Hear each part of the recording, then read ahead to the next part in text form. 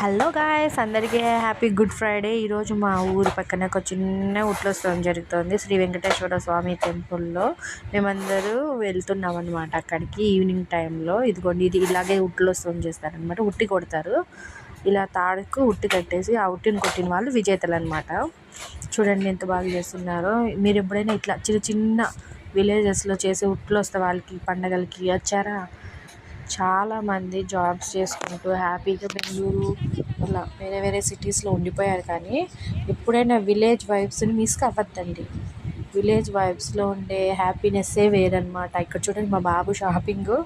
నాదేం లేదు షాపింగు, మా ఆడబిడ్డది కూడా ఏం లేదు షాపింగు, ఓన్లీ నా కొడుకుదే షాపింగ్ అనమాట. ఇదిగోండి, ఈ స్వామికి ఈరోజు తేరు కాదు, ఏమంటారు, ఊరేగింపు చేశారు. ఊరేగింపు తర్వాత యూత్లోత్సవం చేస్తారనమాట. చూడండి ఇక్కడ షాప్స్ చూడండి. మీలో ఎంతమంది చిన్నప్పుడు ఇలాంటి తేర్లకి చిన్న చిన్న ఊట్లోత్సవాలకి పల్లెల్లో జరిగే వాటికి వచ్చారో కామెంట్లో చెప్పండి. ఇదిగోండి ఎన్ని షాప్స్ ఉన్నాయో. ఇది ఉంది అది లేదు అని లేదు, అన్నీ ఉన్నాయండి. ఐస్ క్రీమ్స్, గాజులు, పిల్లలు ఆడుకునే బొమ్మలు, hair bands, teddy bears, steel items అన్నీ ఉన్నాయన్నమాట. ఇట్లాంటి చూడండి, ఇంకో బొమ్మ కొంటాను నా కొడుకు. ఇక్కడ నేను నా కొడుకు కావాల్సిన స్నాక్స్ ఈవినింగ్ టైం తింటాడని స్నాక్స్ తీసుకుంటాను అనమాట.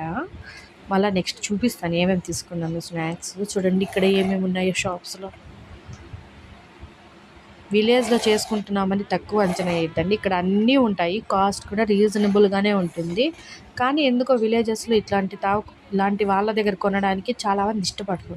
ఒకసారి ఇష్టపడి తీసుకోండి, వీళ్ళ దగ్గర ఉన్న క్వాలిటీ బయట ఉన్న షాపుల్లో కూడా ఉండదు. తక్కువ అంచనా కూడా వేయకూడదు ఇట్లాంటి వాటిని. చూడండి ఇక్కడ నేను నా కొడుకు కోసం ఏమేమి కొన్నానో చూపిస్తున్నాను. నా కొడుక్కి స్నాక్స్ కావాలి అని తీసుకుంటే, నా కొడుకు చూడండి ఈరోజు షాపింగ్ ఎంత చేయించాడో.